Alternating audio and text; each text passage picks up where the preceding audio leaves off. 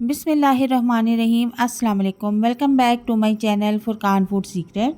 आज आपके साथ शेयर करूंगी बहुत ही मज़ेदार चटपटी आलू गोभी की रेसिपी। ये बहुत ही आसानी के साथ और मज़ेदार बन के रेडी हो जाती है। तो रेसिपी को स्टार्ट करते हैं। बिस्मिल्लाहिर्रहमानिर्रहीम।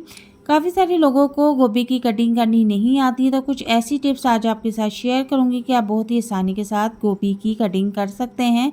तो आपने इस तरह से एक बड़ी साइज़ की छुरी ले लेनी है और इसके जो डंठल होते हैं इनको इस तरह से कटिंग करके आपने अलहदा कर लेना है।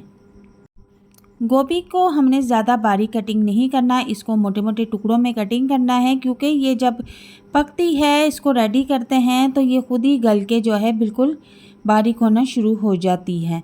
तो अब इस तरह से इसकी जो ये टहनी है इसको हम अलहदा कर लेंगे और इसको मोटे मोटे टुकड़ों में कटिंग करके रख लेंगे, क्योंकि जब हम इसको फ्राई करेंगे तो ये खुद ब खुद इसके पीसेस जितने भी हैं छोटे होना शुरू हो जाएंगे। लेकिन अगर हम स्टार्ट में ही इसको बिल्कुल बारीक कटिंग करेंगे तो ये बिल्कुल मलीदा बन जाएगी और इसका कोई भी टेस्ट नहीं आएगा। और जो इसके सख्त वाले हिस्से हैं वो भी हम कटिंग करके अलहदा कर लेंगे, वो कट करके हम आलूओं के साथ ऐड करेंगे। तो यहाँ पर कटिंग करने के बाद मैंने गोभी को पानी में ऐड कर दिया है और थोड़ी देर के लिए हम पानी में भिगो देंगे और इस तरह से हाथ मार के इसको धोएंगे और इसके साथ ही हम आलू भी ऐड कर देंगे और गोभी को पानी में थोड़ी देर भीगा रहने देंगे ताकि ये अच्छी तरह से साफ़ हो जाए। तो यहाँ पर मैंने कढ़ाई ली और उसमें तकरीबन 1 कप ऑयल ऐड कर दिया था और ऑयल गर्म करने के बाद मैं इसमें आलू गोभी को फ्राई कर लूँगी। आलू गोभी को तकरीबन मैंने 6 से 7 मिनट तक इसमें फ्राई करना है और चूल्हे का फ्लेम मैंने यहाँ पर नॉर्मल रखा हुआ है और नमक मैं इसमें ऐड कर दूंगी। अपने टेस्ट के मुताबिक नमक आपने ऐड करना है। तो आप देख सकते हैं कि मैंने फूल गोभी की जब कटिंग की है तो फूल इसमें मैंने मोटे मोटे कटिंग किए हैं और इसी साइज़ के आपने भी कटिंग करके कुकिंग करनी है। तो अब मैं इसमें नमक मिर्च ऐड कर दूंगी। तो 1 चम्मच मैंने सुरख मिर्च ऐड की है, आधी चम्मच मैंने हल्दी ऐड कर दी है और 1 चम्मच मैं इसमें साबुत धनिया मोटा मोटा कूट के इसमें ऐड कर दूंगी।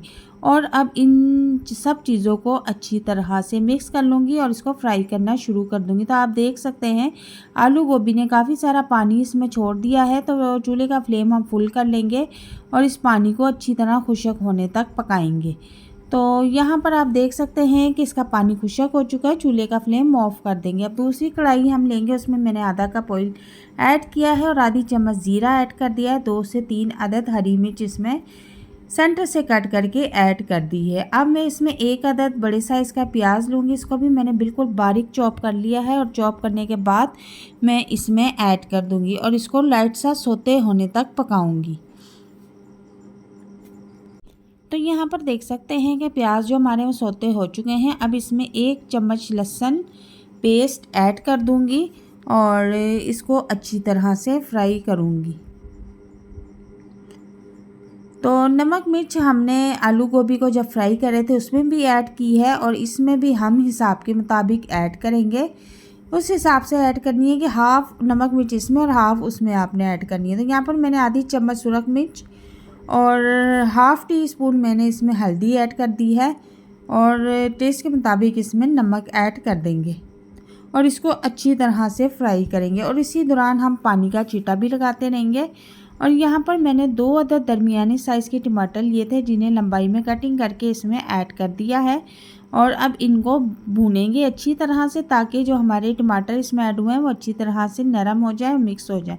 तो आप यहाँ पर देख सकते हैं कि मसाला हमारा अच्छी तरह से मिक्स हो चुका है और गल चुका है और अब मैं इसमें आलू गोभी जो मैंने फ्राई करके रखी हुई थी वो इसमें ऐड कर दूँगी और अब इसको मैं तकरीबन 5 से 7 मिनट तक अच्छी तरह से फ्राई करूँगी। तो यकीन करें कि जिस रेसिपी से मैं आलू गोभी रेडी कर रही हूँ तो ये इतनी मज़ेदार और टेस्टी और चटपटी बनती हैं कि आप गोश्त के सालन को भी पीछे छोड़ देंगे और इसको मज़े लेकर खाएंगे। तो यहाँ पर देखें मैंने 1 इंच अदरक का टुकड़ा लिया है और अदरक को भी मैं इसके ऊपर स्प्रिंकल कर दूँगी और यकीन करें कि अदरक का टेस्ट इसमें इतना ज़बरदस्त और मज़े का लगता है और कुछ हरी मिर्चें भी इसमें ऐड कर दूँगी। ज़्यादातर लोगों का कहना है कि आलू गोभी बादी होती है, इससे गैस होती है, तो अगर आप चंद टुकड़े अदरक के इसमें ऐड कर देंगे तो इसका बादीपन ख़त्म हो जाता है और टेस्ट इसका डबल हो जाता है। तो यहाँ पर मैंने तकरीबन 6 मिनट के बाद कवर हटाया है, तो आलू गोभी हमारी गल चुकी है, बिल्कुल रेडी हो चुकी है। तो अब आप देख सकते हैं कि हमने कितने मोटे मोटे फूल कटिंग किए थे, लेकिन अब पकने के बाद जब पूरी ये रेडी हो चुकी है तो इसका साइज़ बिल्कुल ठीक हो चुका है। और अगर आपको आलू गोभी ज़्यादा मलीदा किस्म की पसंद है तो आप इसको फिर बारीक शेप में कटिंग कर सकती हैं। तो यहाँ पर देखें, हरा धनिया ऐड करने के बाद मैं इसको 2 से 3 मिनट तक फुल फ्लेम पे फिर फ्राई करूँगी और इसके बाद फिर मैं इसका चूल्हा जो है ऑफ़ कर दूँगी। तो यहाँ पर देख सकते हैं कि हमारे जो आलू हैं वो भी गल चुके हैं और गोभी भी गल चुकी है और बहुत ही ज़बरदस्त मज़े की खुशबू आ रही है। तकरीबन हमारा आलू गोभी का जो सालन है वो बिल्कुल रेडी हो चुका है और हमने इसको अच्छी तरह से भून भी लिया है। और अब हम इसको चूल्हे से नीचे उतार लेंगे। फ्लेम मैंने चूल्हे का ऑफ़ कर दिया है और यहाँ पर मैं आपको प्लेट में निकाल के दिखाती हूँ।